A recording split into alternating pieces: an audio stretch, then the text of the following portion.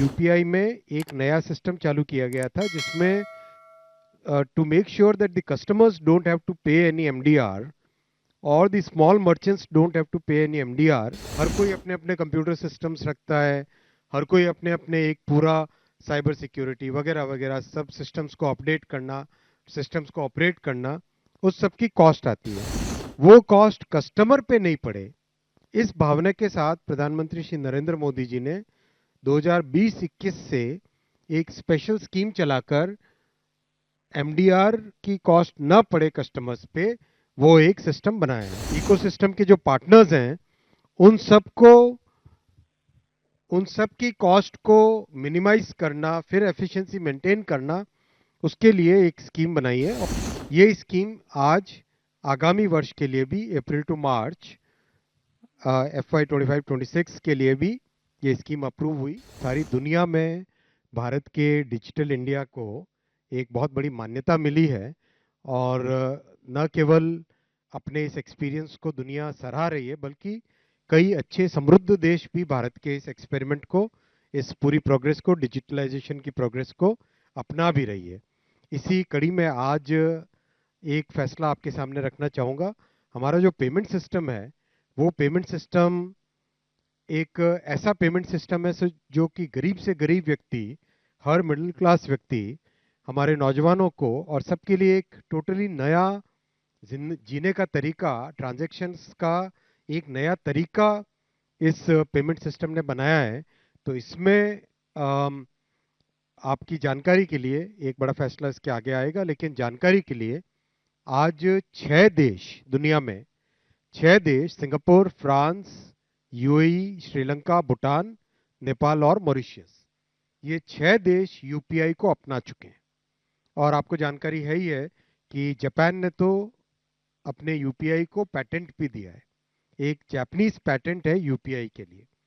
तो ये जो इतना बड़ा इसकी ग्रोथ हुई है पेमेंट्स सिस्टम की, 210 लाख करोड़, अपनी इकोनॉमी करीब 325 लाख करोड़ की है, 210 लाख करोड़ के पेमेंट्स यूपीआई से अभी हो रहे हैं। और एक सिग्निफिकेंट यूपीआई ट्रांजैक्शंस का नंबर तो अब पहले कुछ करोड़ में काउंट करते थे, फिर 100 करोड़ में काउंट करने लगे, अब 1000 और 10,000 करोड़ के नंबर्स में काउंट होने लगे हैं। तो इस पूरे प्रोसेस को कैसे हमारे यूजर्स पे, कस्टमर्स पे कोई भार ना पड़े, इसीलिए आपको ध्यान होगा 2020-21 के बाद में से यूपीआई में एक नया सिस्टम चालू किया गया था जिसमें to make sure that the customers don't have to pay any MDR और the small merchants don't have to pay any MDR, एक गवर्नमेंट की तरफ से इंसेंटिव स्कीम क्रिएट की गई थी। ये जो पूरा स्ट्रक्चर है, ये स्ट्रक्चर आप सब जानते ही होंगे। अगर हम किसी भी ट्रांजैक्शन को एनालाइज करें तो कस्टमर जो पेमेंट करता है वो पूरा उसका फ्लो इस तरह से होता है। बैंक के बाद में मर्चेंट के पास जाना, और इसमें पूरे इकोसिस्टम में कस्टमर्स बैंक, फिनटेक और acquiring bank, payment service provider और थर्ड पार्टी ऐप प्रोवाइडर, ये सब लोग हैं इसमें जुड़े हुए हैं। तो इसमें जब जुड़ते हैं इतने बड़े इकोसिस्टम में, इस सब की एक कॉस्ट होती है। हर कोई अपने अपने कंप्यूटर सिस्टम्स रखता है, हर कोई अपने अपने एक पूरा साइबर सिक्योरिटी वगैरह वगैरह सब सिस्टम्स को अपडेट करना, सिस्टम्स को ऑपरेट करना, उस सब की कॉस्ट आती है।